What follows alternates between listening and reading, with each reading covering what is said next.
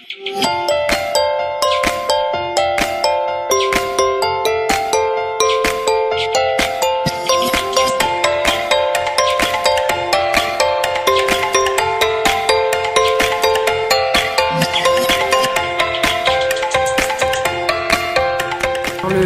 projet Grignon Énergie Positive a été initié à la ferme de Grignon à une époque où le prix du baril de pétrole augmentait de façon assez considérable et on parlait de plus en plus d'émissions de gaz à effet de serre, des activités économiques et des activités agricoles plus particulièrement et surtout de l'élevage.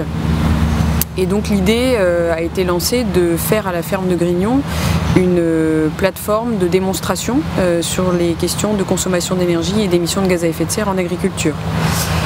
Alors donc l'objectif c'était de démontrer à la ferme qu'il était possible de produire des biens alimentaires en quantité et en qualité tout en réduisant les consommations d'énergie et les émissions de gaz à effet de serre de l'activité agricole et en maintenant une marge économique suffisante pour l'agriculteur.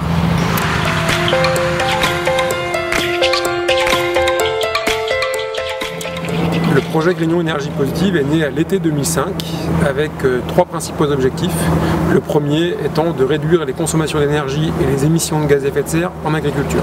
Pour cela, nous avons eu deux principaux axes. Un axe plutôt technique, où là sur Grignon, dans un premier temps, on a fait nos preuves en termes de réduction de consommation d'énergie et réduction des émissions de gaz à effet de serre. Ça s'est traduit en fait entre 2006 et 2009, par exemple par une diminution de 40% des consommations d'énergie pour produire 1 litre de lait ou une réduction de 25% des émissions de gaz à effet de serre. Autre exemple, le yaourt produit à Grignon émet 155 grammes de CO2 par pot de yaourt. Si on se compare à un autre yaourt qui a fait le même bilan, c'est celui de marque distributeur Casino, il est à 310 grammes de CO2. Donc on peut voir que sur Grignon, on est bien performant sur ces indicateurs. L'autre axe du projet Grignon Énergie Positive était plutôt un axe de communication.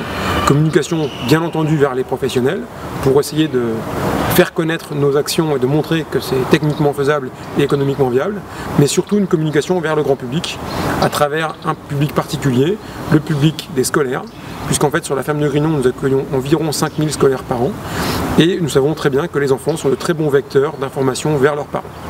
Et c'est pour ça, dans la continuité, que la ferme est ouverte au public tous les jours pour pouvoir montrer toutes les actions que nous mettons en place dans le domaine de l'environnement, puisque nous avons commencé par énergie et gaz à effet de serre, et maintenant nous travaillons aussi sur les questions de qualité de l'eau et sur la biodiversité.